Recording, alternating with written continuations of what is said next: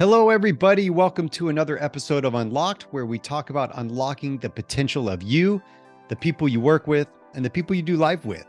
At the time of this recording, I'm offering all of you, yes, my lovely listeners, a free 15-minute communication coaching call. You come with some kind of communication problem, and I give you a solution. My calendar link is in the show notes, so check that out. Hey, everybody. Today, we are going to have a really interesting conversation, and you're going to get to listen to it. I'm going to have a really interesting conversation. You're going to get to listen to it. We together get to enjoy Jaime's brain. Jaime, spelled Jaime, who also likes to say, it goes by j'aime. So he likes to say it just embodies love, in French, whatever, is super cool. Super great guy. Had a really great conversation with him. Jaime Schwarz is somebody that you could probably just sit in a bar or at a coffee shop or at a networking event or on a park bench and just talk to, because he has so many ideas and thoughts about so many things. And he sounds super smart when he says them, which makes you go, maybe I should listen to this guy. Like he has that kind of gravitas, which is really kind of cool. Really cool. So Jaime is 12 years of award-winning creative direction in New York City agencies. He's led a life of entrepreneurship, 7-time co-founder and currently founder of brandtherapy.coach and Marked, which is MRKD, as well as co-founder of teamflow.institute and parallelworlds.us. So, having a common URL like .com doesn't fit for Jaime. Nothing normal fits for Jaime. You have to just listen to this and you will see what I'm talking about. We talk about trust. We talk about brand. We talk about the world. We talk about why we behave the way we do. We talk about all kinds of things. What's failing leadership? What's failing the people? How do we get on board? How do we do the things? I don't know. It's a lot of stuff and it's really good. So here we go.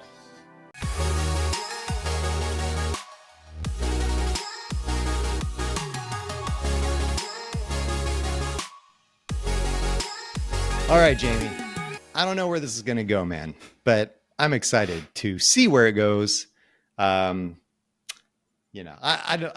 Just this intro by itself, people are already wondering if they should keep listening. No, they should actively listen. Is that what they should do? Yes. I'm actually trained as an active listener. You have to put 100% of yourself into it. Put down the screens. You're going to be quizzed every second through the entire thing. But what it's going to mean is you come out of it knowing more than the person who told it to you in the first place. That's the power of active listening. Holy moly. Okay. Here's a learning moment right here. Mm-hmm. What are your top 3 active listening tips? The first one is find a way to care intrinsically about whatever the person is saying. That can be a exercise in pretending that you're in their world or in their shoes, or more likely it's if you find some analogous point in your life. If they're sad, you got to get to a space where you were sad. If they're talking about something really highfalutin, techie, whatever, then go to an innovative moment in your life where you're really just curious. Whatever that is, that's a very good first step, because empathy is the number one ingredient for a lot of things, but certainly for active listening. Number 2 would be what I just said. Try to think of it like you're going to be quizzed at the end of every sentence. And 3, think of questions as if there's going to be a Q&A after while you're listening. Active listening for the listener. It's really important. One really big bonus, I guess, to repeat back to them what you heard. That doesn't mean repeat word for word. Sometimes it does, but repeat it in your own words. That's proof that you're active listening to them. And that's what increases engagement.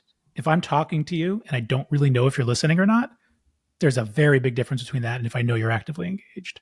I will dive deeper. I will care more. I will deliver the speech of a lifetime, even if it's 2 of us talking on the sidewalk. Yeah, I find that if I'm talking and I see somebody kind of checking out, now I'm comfortable enough that I'll just do something like I wave my hand in front of their eyes, or I go, hey, what are you thinking about? Like, I'm always curious. Like, instead of being offended by it, I sit there and go, I wonder where they are. Like, what are you thinking about right now? Like, I've asked my wife that before and she'll go, nothing. And I'm like, no, you're thinking about something. You and she are. goes, no, I'm not. And I said, so it's just black. Like, there's nothing there. Like, your brain just shut off and it's done. Like, she's like, yeah. So I don't know whether to believe her or not. So I mean, I love that. I love that, like, understanding. But if I sense that somebody's not listening, I am more likely, after I've done all the inquisitive stuff, to just kind of hurry up and be done. I'm sorry, what? Dang it. Oh man, I knew it. I knew you were drifting. I knew it. You walked right into that one. Man. I did. Gosh, man. Why? I don't know. I'm going to ask this question so you can introduce yourself. But why I even started with that? Why would I even care that you know about anything in that world? Why are we listening to anything you have to say right now? Exactly. It doesn't matter what I say I am. It matters what you see me do. So who cares that my name is Jaime Schwarz? Who cares that I'm a brand therapist? Who cares the bio that I'll give or not give that you can look up or not? It's what that delivers. It's the benefit. So just be me. If you want to think about whatever school I went to, who's in my network, what brands I work on, how much money I have, those are statuses that can fool you. Experience the person. So the best way to do that is to keep listening. Yes, right? Fraser Crane. Yes. There we go. So tell me about brand therapy, because here's the thing. I love both of those things a lot. I am not a therapist. Sometimes I've told my wife I feel like a corporate communication therapist, and she goes, "Be careful with that term, Scott. You're not a licensed therapist." And I say, "I know, I get it." So, but brand is where I come from. Coaching, listening, the psychological side of why we do what we do, the brains, the understanding, the communication is where I am. So marrying those two is like sweetness. Till death do you part. Oh my gosh, it's so great. And then when you came across my email, the brand therapist, I was like, oh yes. I didn't come up with the title. A client did. Really? How did that happen? I was, after leaving full-time as a creative director in ad agencies, I started a rebellious shop called Pro for Bono to work with nonprofits and create new lines of revenue for them, specifically focused on liberal groups in 2017. But the big thing that happened wasn't what I was doing with the agency, is that I was finally talking to decision makers directly. Creative directors, copywriters, whatever. We don't have a direct line to the purse strings and the decision makers. There's layers of bureaucracy there. So now that we were finally talking, we finally had that chance to dive deep and really get to what matters. Mission, vision, value, or words. Live it. What is it? And we went for 2 hours straight. And he said, this feels like therapy. And then I said, well, it's not therapy for you. It's therapy for the brand. What's brand therapy? And I had to answer that question. And I spent the next year doing that. So 2017 to 2018. And 2018, I basically started transforming Pro for Bono into brand therapy. The S Corp became the LLC in 2022. But over that time, built a lot of damn tools to reflect what was missing in the industry for me, which was that no matter what you do in marketing, you're storytelling. And that's an art. And that is a really hard thing to do, to connect with people, and story is the way to make that last. But if all you're doing is telling a story, you're not connected to what the company's actually selling, because you're focused on the market and not yourself and the relationship between the two. You have to tie those two together. So once I started getting into the startup world and I've discovered the term product market fit, I realized I was in the market fit business, which is a discipline, but product fit is also a business, but nobody put them together. There was no such thing as product market shift as a service, because the other big thing is product market fit's a moment. If you have it, the market's going to keep shifting. Your products are going to keep shifting. The culture's going to keep shifting. So you have to keep shifting. Adaptability. You're seeing it all around us. So much saying we change, adaptable, innovative, all the big things, whatever that's coming around the corner, we're already there. Liar. It's just what you're saying. How are you actually doing that? All the companies I've ever worked with, no exceptions, are too slow, too ossified, too stuck in yes men and don't want to go against the grain and whatever it is. We're all human, and that's what happens when you put us together. So I spent the years since really trying to find all the solutions I could across every kind of discipline to get to answers for that. So when 2022 hit, three big things happened. One, AI kicked in. So brand therapy, which had always had the tagline, let your brand speak for itself, could now literally have brand speaking for itself. We were entering the age of conversational media. Two, a patent that I filed in 2017, which turned out to be the world's first NFT patent, was granted. Took that long.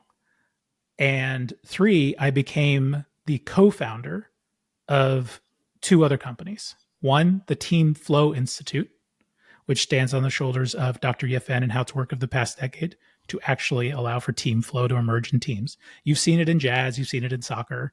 How do we all work together in full communication? But for hybrid work, taking advantage of AI, creating collective intelligence for asynchronous teams and autonomy. Put those two things together, team flow and company betterment. And brand therapy. You get company betterment. That was the discipline that I had finally found piecing together. But it took all those services to do it. And also because of the patent, I ended up in Web3 land like crazy, really innovating, and became the co-founder and chief strategy officer of Parallel Worlds, which is an amalgam of Web3 companies. And so during my time with Parallel Worlds, I started building out my Web3 company, Marked, not just coming in because I had a patent and some IP to talk with people about, and the strategy services that I was offering them.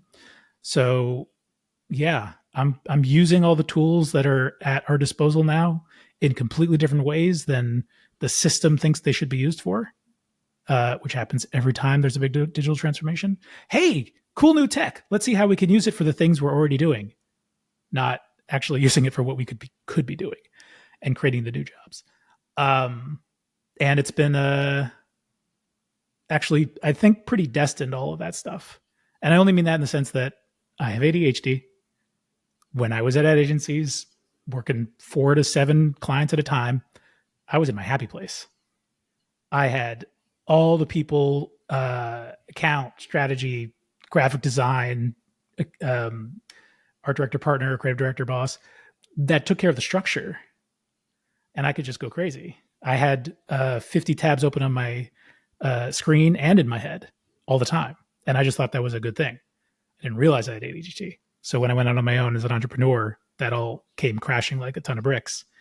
And I've been lucky enough to rebuild the people I need around me in order for that to work. But now I'm doing everything that I want to do instead of what clients who are assigned to me want to do.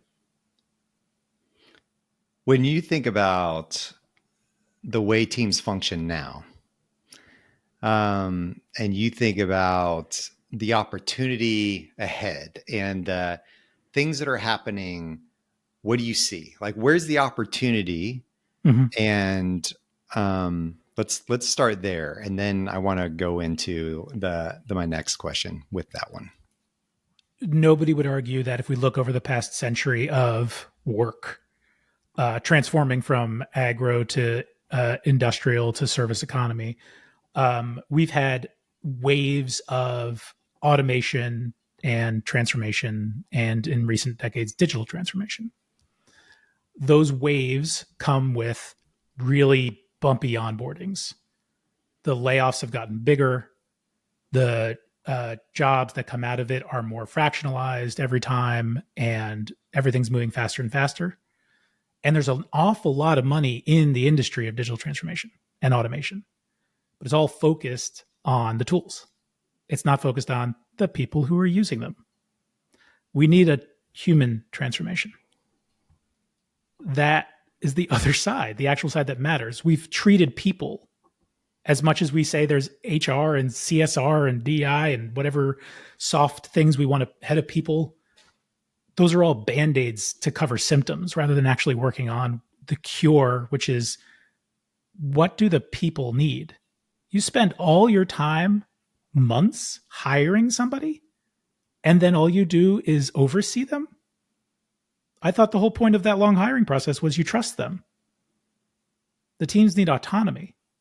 But what's the structure that a company can give to move from oversight to support so that the manager isn't struggling as a peacekeeper between the executives and the doers, but actually in service of the goal that we've all agreed to when we were hired in the first place, and focus on intrinsic motivation, aligning personal goals with a mutual commitment to the company goal, authentic teamwork.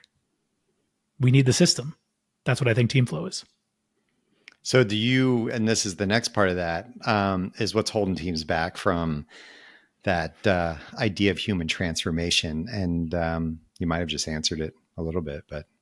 The biggest one is trust. And there's a lot of books. There's a great title, Speed of Trust, that's out there. Yeah. But holistically, the model of TeamFlow is measuring 6 parameters. There's actually scores for these. Psychological safety, open communication, high skill integration, aligning personal goals, audacious team goals, and mutual commitment. And if those scores are high enough, the 4 senses that emerge are unity, progress, trust, and focus. And if those scores are high enough, team flow emerges. The same way that juggling does. It's not something you can sustain, but it's something you always reach for. And we found that that's the speed of light of work. The maximum any team can go is when they're in flow together. So why aren't you just supporting them getting in flow? Because that's the maximum amount of work you're going to get out of the company or out of each team. And a company's not anything other than teams of teams. Give me those 6 again.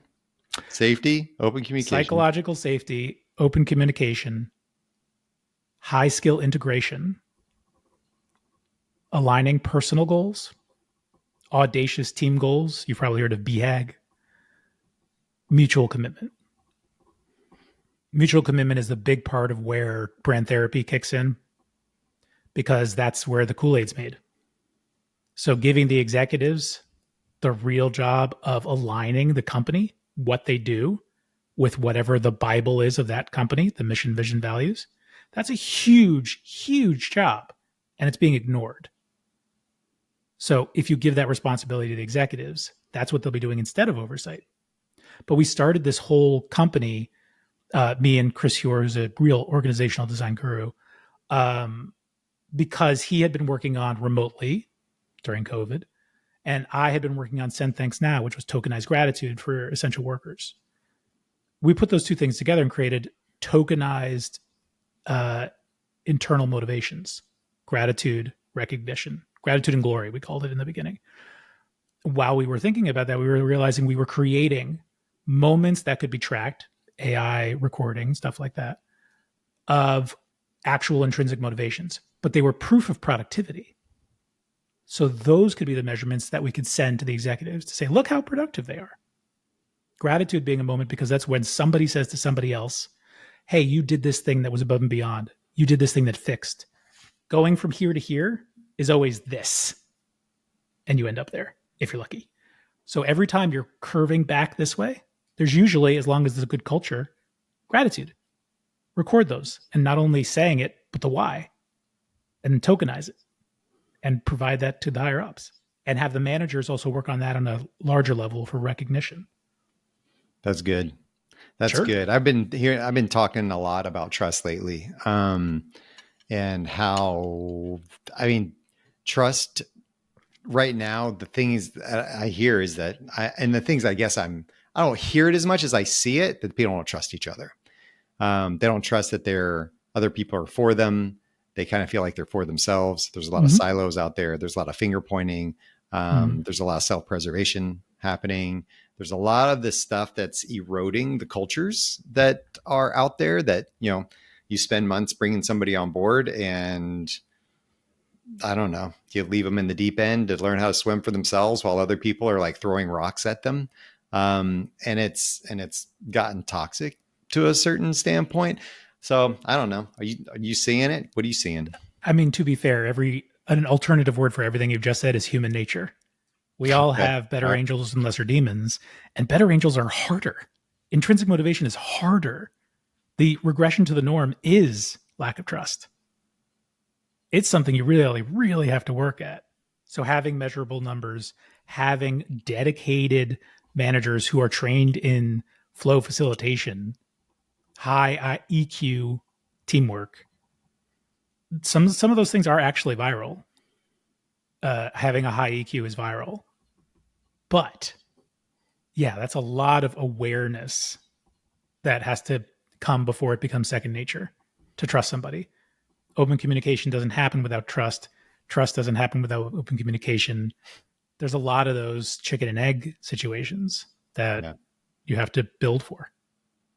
When you said that the norm is a lack of trust, I think that's a big eye opener. Why is that? Why do we as humans, like, we're immediately skeptical? We're immediately, I don't know. I feel like the generations later, I mean, these later generations have gotten a little, ever since the Xers have become more and more skeptical, especially of authority and things like that. But I do want to counter myself and say it's the norm now. Yeah. If you look at the stats of the average age of a company has gone from over 61 years to under 18 years in the last half century. You'll see, and the thing that everybody's gone from one job to multiple jobs to a couple careers to 7 careers in their lifetime. That's a lot of eroding of the system. There was a trust in a lot of systems where I'm not going anywhere. Nobody's getting fired. We've got to work this out.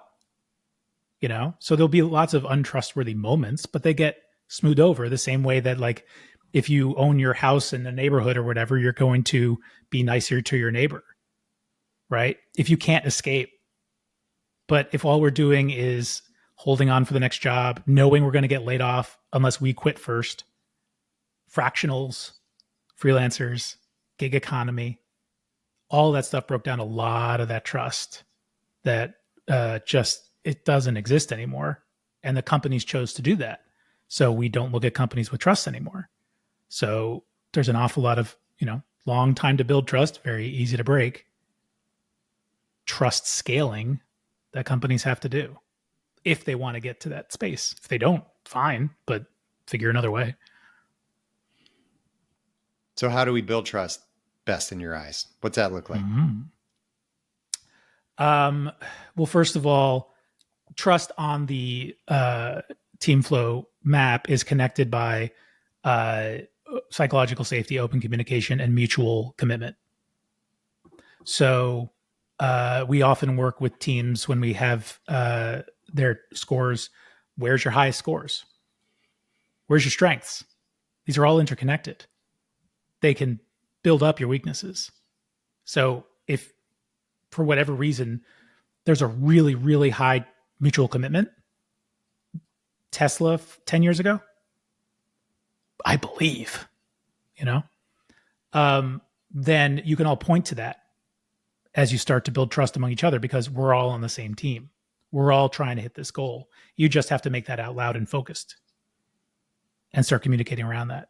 Versus we did a big nonprofit recently and trust through the roof, mutual commitment through the roof. It's a nonprofit. They're doing wonderful things. They're all believers. The only thing everybody's given up is basically money. So what's the problem here? We found everybody still had their own unaligned personal goals. They were all still trying to do their own sub nonprofit cause instead of unifying around prioritization of causes and agreeing to them. And nobody realized they were doing it because we're all here for the same thing in general. And then we keep forgetting companies are specific efforts put together and they all have to have all hands on deck in a specific direction at all times. Yeah. I mean, when I think about, it's a tough one, man, because we're naturally selfish. We kind of think about what's in this for me with everything we do, whether I'm going to help my neighbor move, unselfishly help my neighbor move. I mean, there's something in it for me. Like I get to feel good about the thing I just did, or I get to look like I'm doing something good for my neighbor, or I get to go to heaven one day because I'm getting rewarded by serving my neighbor. Like, I don't know. Like, it seems to me the like other S word. It's not just that, it's social. it's You're not just social. selfish, Okay. you're social. Those are two usually opposite pulls. So you have social obligations because you're in a society, Mm-hmm. and that keeps you acting transactionally altruistically. Okay. What about non-social decisions that I make? Things that Name aren't like one. going to help my neighbor. I mean, like, I don't know, me going and cleaning up my living room by myself when I live by myself. Like, I mean, Who's coming over? well, nobody, because nobody likes me, man. Nobody likes me, Jamie. You're bringing up a lovely analogy I usually give when I'm doing brand therapy about not selling the product, but selling the benefit. I use soap as my standard example. You're not selling chemicals in a bottle, and you're not selling a clean home. Who's your target audience? What's the benefit of clean home? That's what you're selling. So you're either selling the confidence in hosting, or the affirmation that you have an eco product that you want to show off on the kitchen counter, or you're answering to the mom in the back head of your voice. What is it? And figure out that target, that psychographic. And that's what you're selling. And that's what your higher purpose is that you need to admit that you're in service of, which is alignment with your audience around that. Mm-hmm. Yeah, I totally agree. I think it's going back to this idea of like painting the picture of having people that have personal goals, personal motivations, personal agendas that they want to see go through because they feel personally aligned and wanting to do that thing, but yet having mutual commitment as a whole to go in the same direction as an organization and achieve the thing. But you said this nonprofit, great on mutual agreement, not so great on the personal side of things, right? And it broke them apart. They didn't achieve that flow. Am I right? Did I get that right? So the thing that they were missing from flow was they all believed in the same thing generally. Yeah. But it was the actions specifically that were breaking them apart, which is why they were blind to it. We're Okay. all working in eco. Yeah, but you're working in watersheds and you're working on plastics and you're not helping each other out, which is the whole point of a federation. Okay. Yeah. And I think that's where I think, I don't know. I guess I was looking at it like that's the selfish part of things. Like, are they, Sure, they're looking at it as this benefits the thing that I'm wanting to do and what I'm pointed towards. And that might be detracting from the bigger picture of the whole, even though I say that I believe in the thing that we're all doing. Was right? anybody getting their watershed or plastic stuff done? No. You have to admit that it takes the social contract to get to the point that, yes, you know what? Here's time for plastics. And now we have 100% of us working on it. Now it's time for watersheds. Now we have 100% working on it. Wait your turn so you can have the power of the group. Doesn't mean that you don't have social wants. That's what's driving you. Selfish wants, but it's the social structure that's going to get you those selfish things. So what do we need from leaders right now? Where are leaders failing us? Ego. They're not the boss. Brand therapy was invented to create a voice in the back of people's heads that was a louder, stronger ego than their own. First realization I had when working with decision makers was, I can't get rid of these egos. It doesn't work. Mindfulness does shit. But they will always kowtow to a louder, stronger ego, a boss. Make the boss the brand, the one employee, chief purpose officer that can never leave. And if you get that voice in every stakeholder's head as a voice of conscience, you get a stakeholder alignment because the mutual commitment is personified as the brand. Oh, let's do this quarter. Whoa, hey, brand speaking here. Think about that for a second. Take your blinders off. Stop thinking from your perspective. Think from mine. Is that really good for the long term? Is that going to get us where we need to go? Is that going against what we say we're doing to everybody? So what's the alternative? Where do we go? beyond what I just said Yeah. of listening to your brand. Yeah. Like how do we yes, do how that, do you do though? it? You make your brand voice. Yes. So you have to make your brand voice. So the exercise I do in brand therapy is we keep talking until I hear it. And I'll say, oh, that wasn't you. That was the brand voice. We build it up psychologically in the back of the head. At the same time, we're using a GPT to feed in brand guidelines and all the things we say we believe in into that GPT so it can become the brand voice. So you can start talking with it and start having back and forths. In the beginning, it's a lot of, no, we're not that, we're this. You got to train it. But then, just like you wake up every morning, go for a jog, wake up every morning and have a conversation with your brand and align each other. It'll remind you to have that perspective, and you'll keep it up to date with everything it needs to know, to the point that you'll have a team of brand stewards that are doing this so that the brand is ready to actually speak one-on-one to every customer 24/7, 365. 2 ears, one mouth, listening to both sides, speaking with one voice to all stakeholders. Okay, shift that from a corporate brand essence to an individual leader brand. Like that leader has a brand. We all personally have a brand. It follows us around everywhere we go. There's these perceptions, these ideas of us in everybody's head. Might be a little bit different depending on who we interact with and how we interact with them. But we ultimately define it, or somebody else defines it for us. And tell me about how leaders can use that same idea of what you just said to shape intentionally who they are and how they show up. I'm literally doing this in City College right now. I'm an adjunct at CCNY CUNY in New York. We were just finishing up doing a new brand deck for Hewlett Packard Enterprise in the age of AI. So they learned how to do a brand deck. The next assignment is now you have to do a brand deck for yourself as you enter into the world, brand of you. Understanding yourself as a brand means it's not you, it's an aspect of you. The same way that you have a personality on X and one on Instagram and one in Fortnite, they're all pieces of you. And we're going to get more and more of that as we start, atomizing into the different metaverses of the world. There'll be a lot of code switching. There'll be a lot of different cultures you have to adjust to, a lot of authentication proving, but that's the price of what we're doing. Your brand is a very big chunk of that.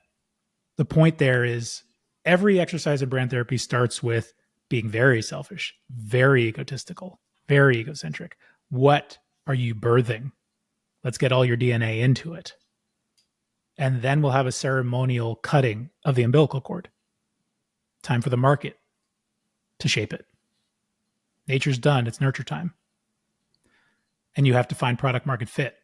I, Jamie, am not doing product market fit for myself. I'm living my life.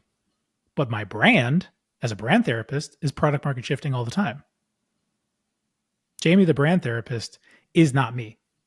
It is born of me. It has a lot of aspects of me.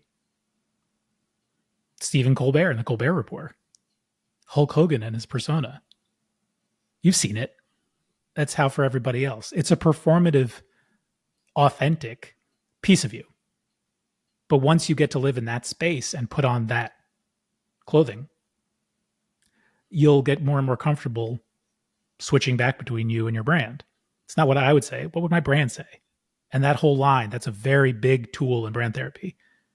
WWMBD. What would my brand say? What would my brand do? Always back up and say that. I'm at work right now. What would my brand do? And so when you're a thought leader, you're still selling something. You're selling your IP. And we are moving from the service economy to the IP economy, even if we don't realize it yet. There's a did you watch that McMahon documentary on Netflix? I'm going to say that if I did, I blacked it out. Okay. Maybe it was so traumatizing. There's from the guy who built up WWF and kind of took over that whole world, and it's insane, right? Just before their own ego got in their way and they lost the WWF title to WWE, they had to be WWE because the World Wildlife Fund said, we're staying in our lane. That's what they did. Yep. And they shifted and they did their whole thing, right? But very on brand for them. The interesting thing about McMahon is that he, it's a theatrical thing, right? It's dramatized clearly. But what was interesting about his McMahon character is that he developed a character, a persona type, something that everybody saw, and that was like the biggest egotistical a-hole like you could think of, right? Like, Sure. And then in his real life, maybe he wasn't quite that way at the beginning, but as time went on, the whole conversation came around, is he the same? Like, is his persona that he is on stage taking over who he is in life? And so I think about that when you're talking about, the essence of you, that brand essence of you is not you. Is there danger in it becoming you? Or huge danger. The very first article I wrote for LinkedIn last year was about personal identity disorder in an age of metaverses. That sounds super nerdy, dude. I'm just saying. Thanks. It sounds super nerdy. I'm pushing up my imaginary glasses right yes, now. I can tell. Anyway, let me tell you more about it. It's really just, it's the recognition. It's extremely cognitively expensive to code switch. Jordan Peele had great thought leadership talks on this. It's really hard to code switch. It can get easier with time, just like, driving becomes second nature or whatever. But if you have to do that in all the metaverses you're going to keep jumping through, and I mean, I was thinking about this because it was like key metaverse time a few years ago. We have personality disorders that are going to form. Ironically, what am I doing in brand therapy? Hey, create a personality for you to talk with. I get the irony and the hypocrisy of it, but that's the point. There's a no matter what you're doing, no matter how you're innovating, live in the consequences as much as the benefits so that you can create something that is as win-win-win as possible. So you're avoiding as many consequences as possible. Everything that we should have done when social media was starting, everything that we should be doing now with AI starting. I'm a member of xrsi.org, X Reality Safety Intelligence. We have annual safety conversations around all these different things. You have to take it all into account because these are the invisible hands of the market. Google really, really meant it when they said we're not going to be evil. But the invisible hand, the quarterly reports, took all that away. It wasn't a person, it was a system. So as we enter into Web3, are we going to enter into the surveillance economy 2.0? Because that's the way we should have looked at the attention economy, as a surveillance economy. Those two go together. Ad-based economies have consequences. So as we are about to enter advertising into AI, if you didn't get the news, AI and GPT and Shopify, ChatGPT just put together, the ads are coming. My CMO, Caitlin Duffy, has already put out an article on the ads that have started pushing out from AI, ChatGPT that they're not talking about, but they're there. They're much more persuasive, psychologically speaking, than any social media ad, even one sent from a friend. So let's create a different invisible hand of the market, sir. And I think we can do that with co-creationism. That'd be awesome. I think that there's a lot of hope in the world. There's a lot of fear, I think, right? Technology always kind of new tech kind of spurs that for a lot of people. New leadership spurs that for a lot of people. Economies spur that for a lot of people. So I think that the trick is, and I heard somebody say this recently. I was listening to sports team I follow, the Atlanta United MLS soccer team, is absolute garbage this season, but we're supposed to be one of the top teams, spent more money than some teams have even had in their entire coffers, their entire existence. We spent it in a transfer. But we have performed horribly. And I heard the coach analyzing what was going on. And he kept saying, like, everybody's like, what are you going to do to fix it? What are you going to do to fix it? And he's like, you know what? He's like, I don't know if it's being afraid of losing. Like, I think we're so afraid of losing that that's taking over what we're doing. And it's keeping us from winning. It's keeping us from excelling and growing, which I thought was really smart. And I thought it was really interesting to think about how that fear of losing sometimes really holds us back from progress. And as an economy, we're so afraid of tech. We're so afraid of this. Is it holding us back from acceleration and growth? You've brought us full circle, because one of the biggest inspirations that we use for the Team Flow Institute is Ted Lasso. Total football. Trust. Open communication. That's what it takes, man. Mm-hmm. That's what it takes.